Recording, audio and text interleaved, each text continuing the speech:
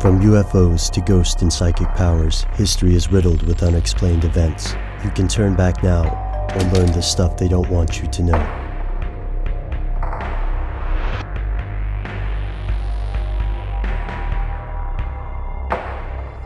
Here are the facts. In China, it's called qi, and in India, it's known as prana. In the West, we call it the soul. But what exactly is it? To the religious, it's a spark of divinity that connects us to the universe. To the skeptics, it's a series of chemical interactions within the brain. Billions of people believe in spiritual energy, but there's no scientific proof of its existence. Finding the soul is a tricky proposition. Modern science has disproven many historical notions of this energy, but the search continues. History is filled with stories of charlatans and believers alike claiming to have discovered it. Consider the notorious experiments of Dr. Duncan McDougall in 1907, when he claimed that the soul weighed an average of 21 grams. This experiment was deeply flawed, but failure hasn't stopped us yet. In fact, some people think the search for the soul ended decades ago with a man named Wilhelm Reich.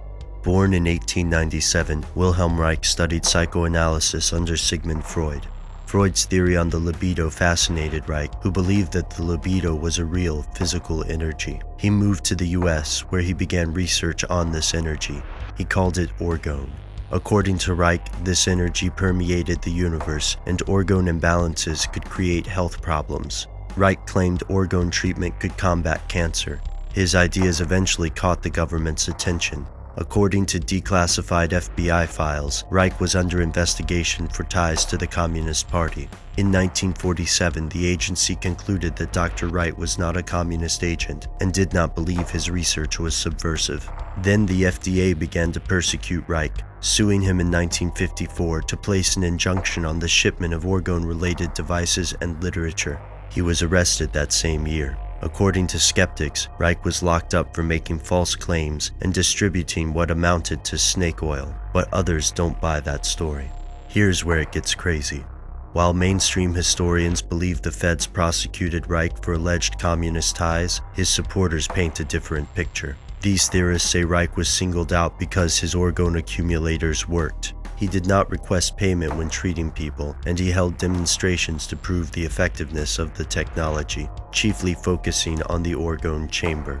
These boxes are made from layers of wood, wool, and metals. According to Reich, they concentrate ambient orgone energy, which can cure physical ailments. Reich also used orgone to operate his cloudbuster, which he claimed could manipulate cloud cover. Archived newspaper articles report the cloudbuster's alleged success. So if orgone is real and potentially beneficial, why did the government crush Reich?